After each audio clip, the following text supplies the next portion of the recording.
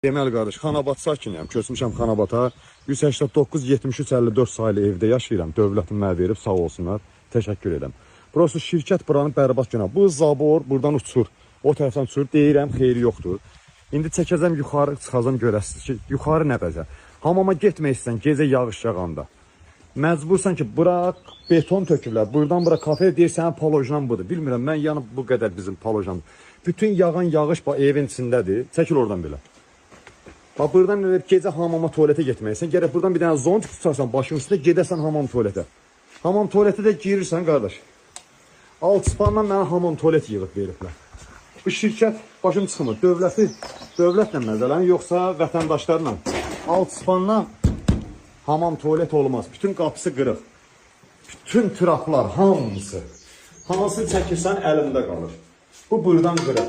Qardaş, elə Bakıda 284 nömrə məktəbin həyətində yaşayırdım da belə. Mən gəlib burada əsab olacamsa, bura gələndən siqaret də çəkməyə başlamışam. Bu nədir? Belə şey olar. Bütün su, yer bura, bütün beton, ora kafel. Hamam tualetə getmək üçün gərək oradan şəpt geyinəsən. Gəlib burada bir dənə də şəptini dəyişəsən. O vəziyyətimiz bu vəziyyətdir. Xahiş edirəm adəti qurumlardan bu video bir dənə səsimizə səs versinlər. Biz də bir Azərbaycan vətəndaşıyıq. Yəni ən azından.